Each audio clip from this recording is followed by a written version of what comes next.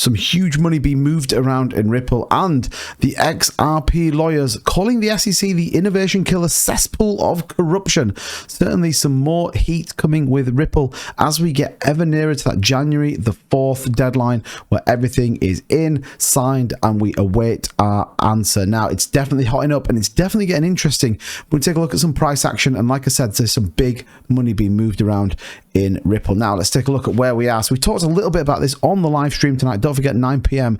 GMT, that's 4 p.m. Eastern if you want to come and join us. But we can see here on the fib, we did test that 0.38 fib, holding currently at the 38.74 level. We've been trending within this kind of 0.5 and 0.38 fib for quite some time, looking to potentially move up. Now, 41 cents is the potential we are looking for. If we can get to 41 and hold above that, we could be seeing 50 cents as we move into the week. We know we have the CPI data coming out on Wednesday, could be a big catalyst for both Ripple and the entire crypto market, as we are expecting a 50 basis points move. Does the market, and has the market priced it in yesterday? Potentially, but certainly I'd like to see us on the day close above this kind of 0.382 fib and really look to test that up around. We can see the 50-day EMA is on its way down, so it would be really nice to kind of see what that looks like. RSI trending really nicely in the middle like we talked about yesterday, and money flow looking pretty solid. Now, let's talk particularly about this, and this is kind of really getting interesting in my view. We talked about this January the 4th deadline being really important for both the SEC and Ripple, but there's a few key points that I think are worthwhile mentioning once again. It says, John Deaton, the XRP holder's lawyer in the Ripple lawsuit, mentioned that he doesn't argue with people who say that Ripple helped to create a secondary market by giving the token to people. He added, he doesn't challenge them, as most of the projects have done the same. Meanwhile, Bitcoin maxilist Michael Saylor's recent comments misrepresented the facts and theory. And if you don't know, Michael Saylor came out and basically said XRP and any cryptocurrency that isn't Bitcoin is a security. Well, we obviously know Michael Saylor is a pretty big Bitcoin maxi out there. But here is a couple of the important bits, and I do think it's worthwhile mentioning.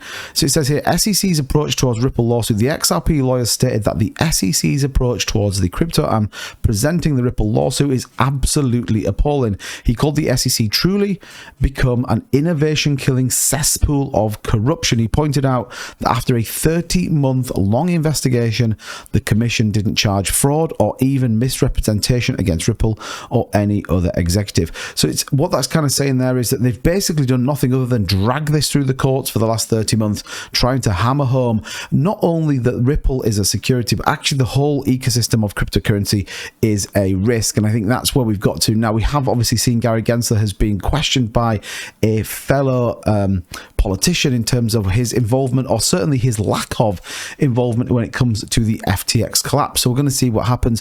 But for me, all of this is all in Ripple's favor and ultimately all in XRP's favor. Now, I talked a little bit about those big financial moves, but before we do that, please make sure you subscribe to the channel, keep up to date with everything going on in Ripple, cryptocurrency, and the rest of the ecosystem. But look, we saw 143 million XRP, about $55.9 million moved between a number of wallets. You can see these unknown wallets that this is moving around. And the point I labor here is, yes, people are moving big sums of Ripple around, but this is exactly what it's designed to do. This can change the financial ecosystem that we have, that you can move huge amounts of money for an incredibly small amount. Now, we can actually come into the full transaction and we can see exactly the state of play when it happened and ultimately what actually went through and the destinations, albeit we obviously only have those wallet address. But the point here is massive amounts of money can be moved super cheap. Remember, XRP designed for the banking system. XLM, which we've got a video coming out very, very soon, is designed for the user, you and I.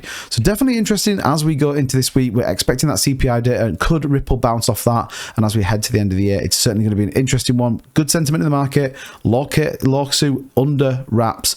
Ripple could be heading back up to $1 and even further. But let me know in the comments down below what you think of all of that, and I'll catch you guys in the next one.